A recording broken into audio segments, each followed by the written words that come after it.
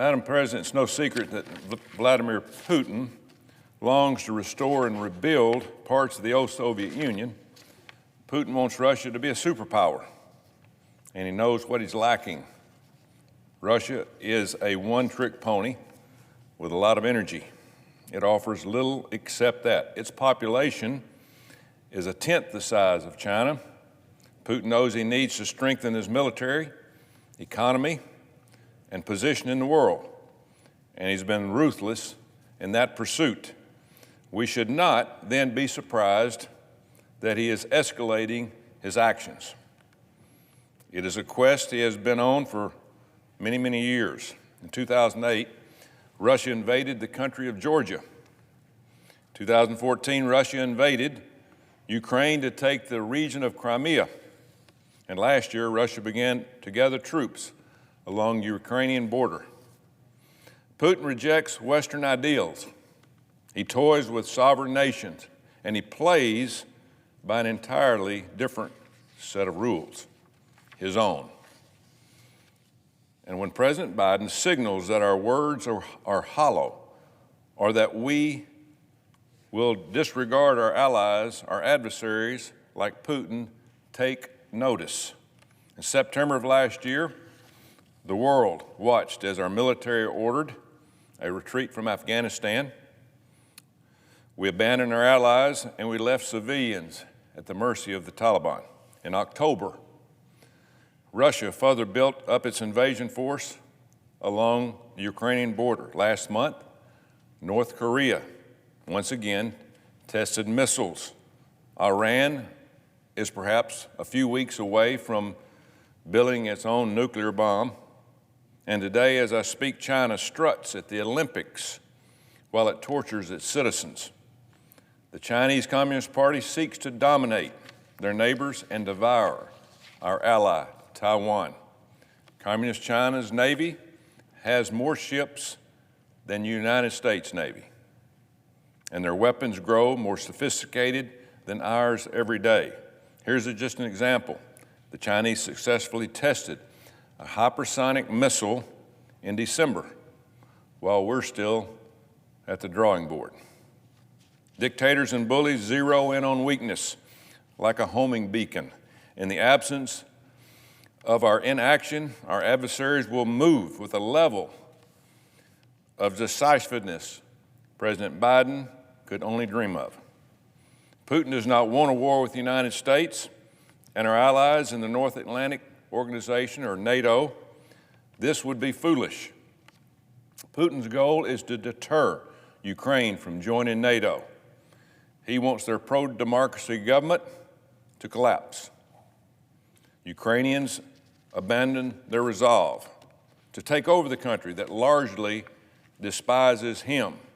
He wants a buffer between him and the West. And he wants the United States to step aside and let him do this. To be clear, we do not want American bloodshed in Ukraine, but neither do the Ukrainians. Last year, I traveled to Ukraine with several other members of Congress and met with President Zelensky of Ukraine. The Ukrainian president told me Ukrainians do not want Americans' boots on the ground. Ukrainians are willing and ready to fight their own fight. All they ask is for support, not blankets and helmets, but weapons that can help them fight off the aggression. While Ukrainians have been sounding the alarm, our president has been asleep at the wheel. When Russia was amassing troops along the Ukrainian border, President Biden was giving a blistering speech about voting rights, saying anyone who disagreed with him wants to destroy our country.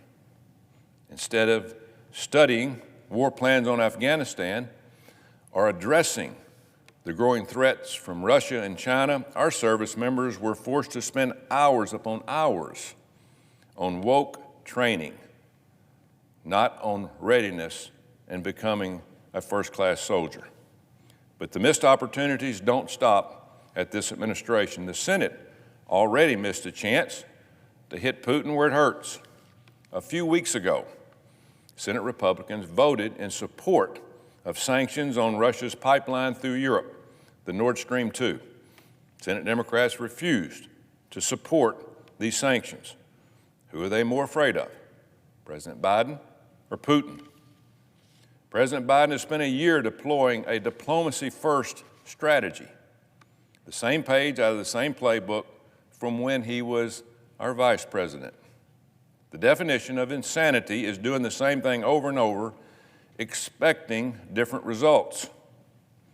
Flawed decisions leads to failed outcomes, and weak leadership leads to bullies pushing the boundaries, like Vladimir Putin. It's time for President Biden to step up. Aggression must be met with resolve.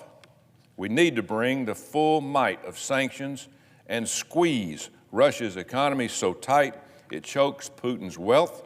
This includes sanctions on Nord Stream 2 and actions like delisting Russian companies in our capital markets, hopefully to devalue their currency, the ruble.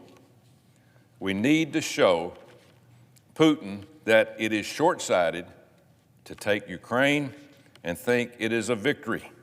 This may be another effort in a decades-long pursuit, but it will be met with fury and a fury of sanctions. Looking forward, the question becomes this: when our adversaries like Russia and China test our resolve again, will they be met with meekness or might? Standing on this floor, lobbying advice to our president to be stronger, to get tough, is not enough, and it's not going to work.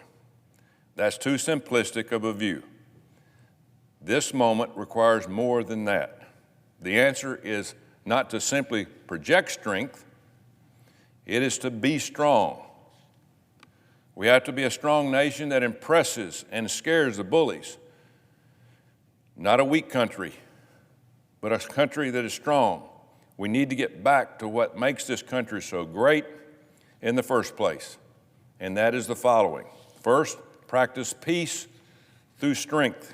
That means we make the necessary investments to modernize our military.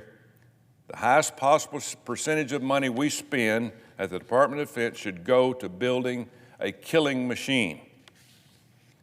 We are a superpower. We're not trying to be one, but our adversaries are outpacing us. Second, return our economic strength. We have to get our physical house in order, and it starts in Congress. Inflation has engulfed our economy. Families face bare grocery shelves and gas that is more in some places than $5 a gallon. Our national debt just crested at $30 trillion, amounting to almost $100,000 per citizen in our country alone, just their debt themselves. We need to return a free market enterprise with less government intervention.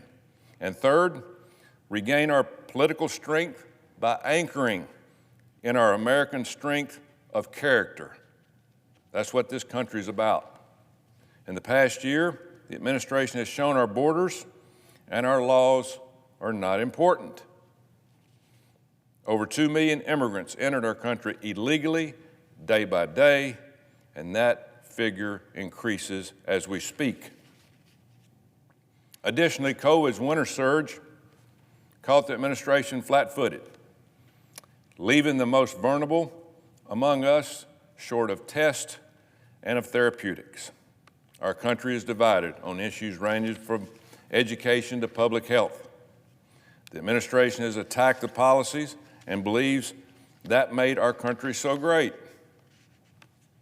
But we have to return to champion that spirit of American resolve and determination in all facets of life.